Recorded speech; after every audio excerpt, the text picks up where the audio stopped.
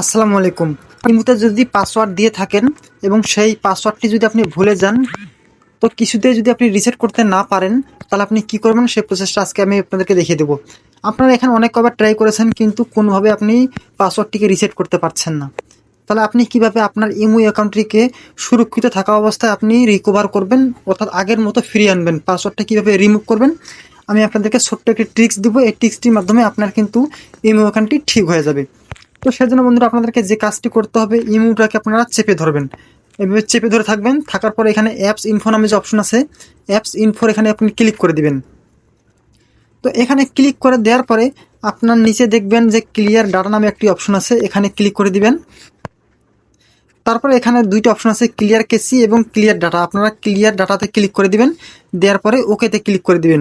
এখানে লেখা আছে কিন্তু ডিলেট অল ডাটা, এখানে ভয়ের কোনো কারণ নাই। আপনি এখানে ওকে করে দেওয়ার পরে আপনার ইমো অ্যাকাউন্টে কিন্তু চলে যাবে। তো চলে গেলে আপনি আপনার ইমো অ্যাকাউন্টটিকে ফিরিয়ে আনবেন। আগের যে আপনার এসএমএস ছিল, ইমোতে কারোর সাথে কথা বলেছেন, কারোর সাথে ডকুমেন্ট বা ছবি আদান প্রদান করছেন, সমস্ত কিছু ঠিক থাকবে। আমি আপনাদেরকে প্র্যাকটিক্যালি দেখিয়ে দিচ্ছি। আমি আবারও ইমোতে প্রবেশ করলাম।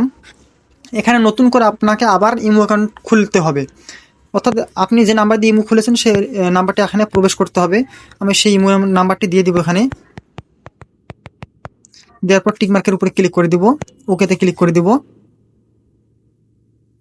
এলাও চালে আপনারা এলাও দিয়ে দিবেন। তো দেখুন আমার কিন্তু সেম যেরকম ছিল ঠিক এরকমই আছে, আমার কোনো সমস্যা হয় নাই। দেখুন আমার ইমো অ্যাকাউন্ট কিন্তু আগের মতো ফিরে এসেছে। তো একমাত্র এই উপায়টার মাধ্যমে আপনি কিন্তু আপনার ইমো অ্যাকাউন্টটিকে ফিরিয়ে আনতে পারবেন, তাছাড়া কোনোভাবে আপনার ইমো অ্যাকাউন্ট আপনি ফিরিয়ে আনতে পারবেন না। তো ভিডিওটি ভালো লাগলে অবশ্যই একটা লাইক দিবেন, আর এরকম নতুন নতুন ভিডিও পেতে আমাদের চ্যানেলটিকে সাবস্ক্রাইব করবেন, এবং যারা ফেসবুক থেকে দেখবেন অবশ্যই ফেসবুক পেজটিকে ফলো দিয়ে রাখবেন। ধন্যবাদ সবাইকে।